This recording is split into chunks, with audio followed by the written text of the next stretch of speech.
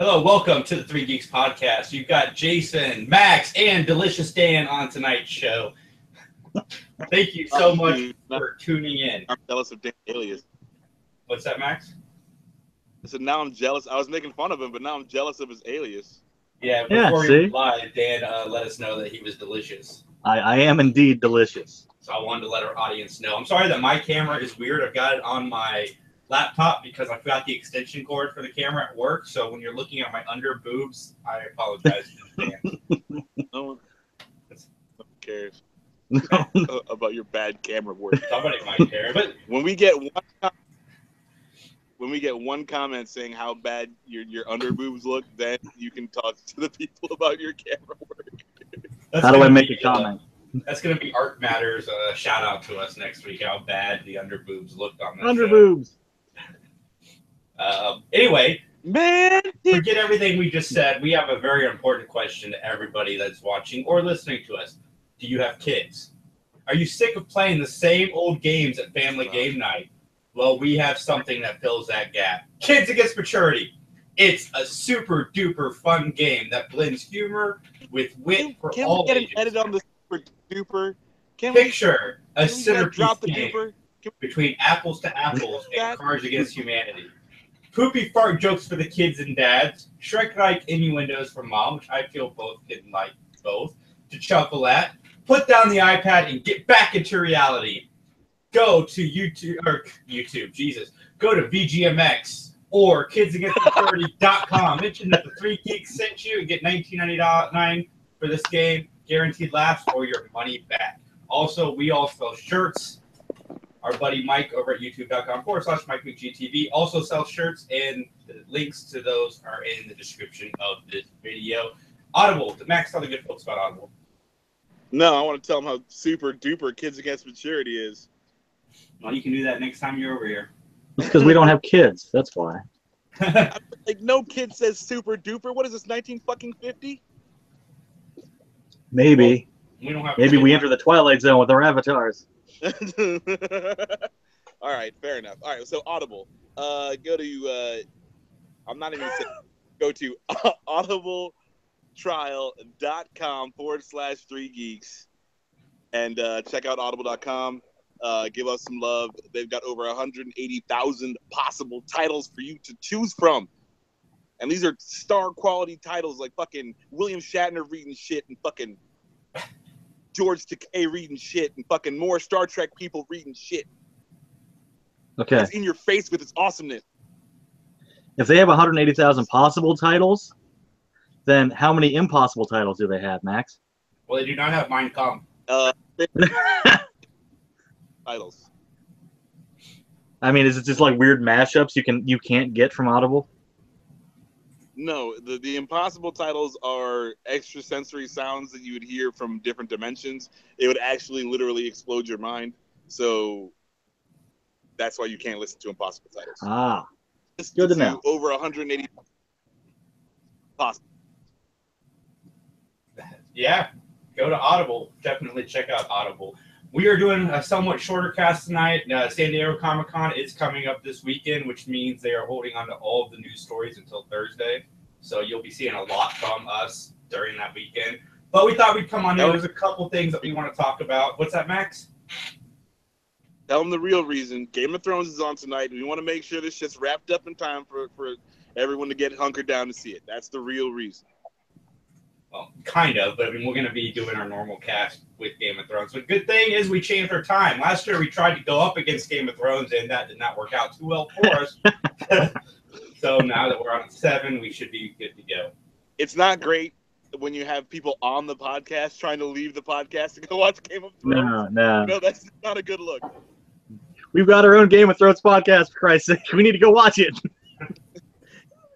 Yep.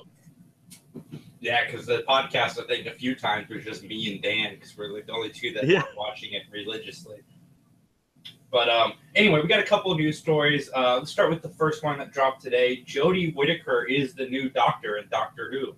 It is their first female Doctor taking over the lead role. Dan, you're our resident Doctor Who fan. What do you think of this?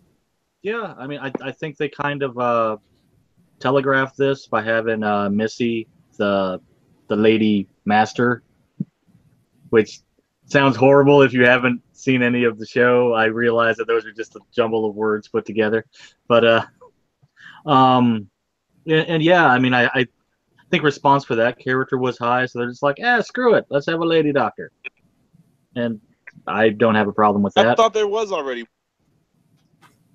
No, he's had sidekicks, and the Master, the other Time Lord, his last regeneration was Missy, or Mistress short, but never a lady doctor. Like not even like in the old school. No. I mean, I guess you could finagle like Dr. Quinn, Medicine Woman, to be like one of the incarnations of Doctor Who, but that would take some work. Oh man, no. Okay, I don't know. I thought that there was like one lady doctor who was not well received. I don't think so. There have been some doctors that weren't well received, but they've all been dudes. Fair enough. Max, what do you think? What? What do you think? Oh, I couldn't care any less. I didn't watch. I watched like 2 episodes of the Capaldi Doctor Who, and I was like, I guess I'm over it.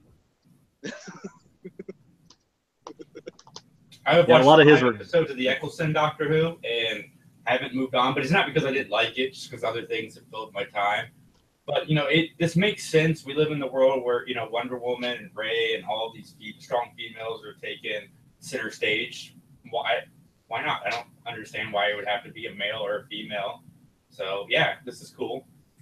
That's what I don't want it turning into. Herschel was black. Like, when they made Torchwood, like, it was very I guess you'd say LGBT friendly, and like every episode, I don't care, but that whoa, that was weird. Oh, your group call finally ended, Max. God damn it. Christy just joined the group call. Anyway, they had to remind you that like everybody was gay, and that takes out of story time of the show. It's fine. I don't care. Let's see what's going on. I hope that doesn't happen with like Lady Doctor, like it did with that what's that Marvel series that they did with the lady that was hanging out with Captain America. Agent Carter. Yeah, that one. Like it was okay, but it just had to beat you over the head with I'm a lady and this is what ladies do and that's what I'm doing, and it's cool for a while, then it gets annoying. That's all. There's no like good way to have this conversation. You know what I'm saying? Like, oh yeah. It's because she's a girl. I'm saying it's because they're beating it over the head of the fact that she's a girl, and yada yada yada. And then like you sound like and I agree. Yeah. I mean, it's fine. I don't care. I mean, I don't care in the nicest way possible. Right. I mean that's perfectly fine. I'm all for it. But please don't take like 15 minutes of the show every week to explain how this doctor is a woman and she sees things differently. That's all. But Very well said, Dan. What if you forgot that she's a woman and she sees things differently? Yeah, see that. I don't know. Well, they didn't do that with Missy much because she was still mostly evil until the end. So, yeah. Actually, both of our stories tonight are more directed in Dan's area of expertise. We just found out that George Romero has passed away today. Dan, what are your thoughts on this? That really sucks. I'm sorry. I'm not as good as a eulogizer as Mike. I mean, he made some cool movies. He made some crappy movies, but he did like jumpstart a genre. And it's been like overly done like the last several years, but still, I mean, Dawn of the Dead, the original is such a classic. And that's what I'll always remember him for, even though he did a bunch of other stuff. He did a really cool Edgar Allan Poe flick. I think it was a half one with some other director. It might have been Argento. That was really good. That's all. Yeah, I really liked. I had just seen what Creepshow was one of the ones that he did, and Yeah. I had just seen Nightmare or Night of the Living Dead and Dawn of the Dead very recently, and I thought both of those were really well done. And he started the whole zombie, like, everything on The Walking Dead is because of everything. Yeah. So Yeah, because before that you had like, the actual like Haitian voodoo zombie guy. He would just like show up, and then it was kind of like, Cabinet of Caligari kind of guy. He'd show up and abduct people and take them away, but he always had a master. Romero is the one that made like the Living Dead zombie that wandered around and ate people, and that's the one we know and love today. Max has turned into a chair. Yes, he has. Yeah, George Romero died. I don't really do horror, so doesn't really affect me. I did enjoy the Dawn of the Dead remake in the mall with the fast zombies. I like that. So without the one, we didn't get to the other. So I guess that sucks when people die, but they do. So sad. Mm-hmm. We're gonna Donald Trump tweet this one. George Romero died. He was an interesting person. Sad. Mike, we miss you. Yeah, really. I mean, but at least George Romero didn't end up in pieces this week, so that's good. Yeah, this one did turn out better than last week's eulogy, and we did have Mike for that, but we still managed to ruin it for Mike. Do you think that they're gonna like dissect George Romero's brain, and like maybe he's got like zombie in there? No, he's a nice dude, or he was a nice dude. Probably still is. Just he's a nice dude, I mean, he's a zombie.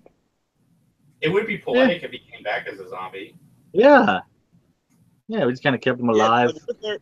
What if they're like doing experiments on his brain, and he fucking comes back and causes a zombie apocalypse?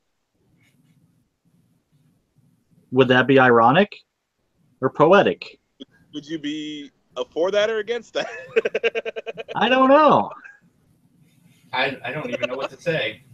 Max, you've left me speechless. I think it'd be both, honestly. He also directed The Dark Half. I haven't seen that. That wasn't very good, but it was based on a Stephen King book. Yeah, everybody's so excited about these new Stephen King movies that are coming out. I am too. I'm very excited about them, but people forget that like half of Stephen King's movies are not very good. Yes, I totally agree. The one actual Stephen King movie I think is my favorite, but which one? Maximum Overdrive. Hell yeah! I mean, where else do you get AC/DC, a giant truck that looks like the Green Goblin? Fighting electronics. Playing completely straight. These things do not belong together. That's what that means.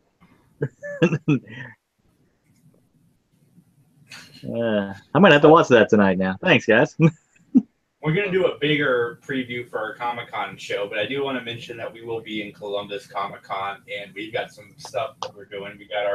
We're going to be doing our live podcast on Saturday, so everything that you're seeing here, we're going to be doing there. Well, probably better with an audience. We're going to have a bunch of prizes and giveaways and really cool stuff. And then on Sunday, Mike is bringing his YouTube sensation, Remake Revolution, to the live audience at Columbus Comic-Con. So come there because half of the audience is guaranteed to get a prize. Maybe everybody will get something. I'm going to win Remake Revolution again. No, no, you're not. I've figured out what I did wrong last time. I will win. Okay. You think you're ready, but you're not, Dan. You're fucking not. I'm so ready. I will revolutionize the world. Okay? Remake, revolutionize everything. Yes, I'm the king. I'm the king of that game, and I'm going to win again. As long as you lose, it's fine. And we're going to be doing what we did last year, which is if you beat Max in Mario Kart, you win a prize of your choice at our table, and there's going to be some really cool stuff there. And like again, I really wish somebody would come and beat them. I like giving away free stuff. Tomorrow night This Is Unorthodox. Me, Max, and Philip will be getting together to record that. Hopefully, this is the first time Max is really hearing of this, but that is the plan. And that's really all I have for everybody. Max, you got anything for the lovely audience that's waiting for Fancy Chairs to come back? Fancy chairs. For the what now? So do you have anything else for the audience? I don't think we're doing Fancy Chairs tonight, just because it's sort of a party situation here. But Game of Thrones obviously is on tonight. We will be talking about it soon. Fancy Chairs will be back. I kind of want to come back week 2 just so we can recap what happened in the first week and, talk about like the shit that's actually going on, since we only get fucking 7 episodes this year. We waited a whole year. Anyway, check out Fancy Chairs, coming soon to a podcast near you. Dan, you got anything for the good people? I don't. Sorry.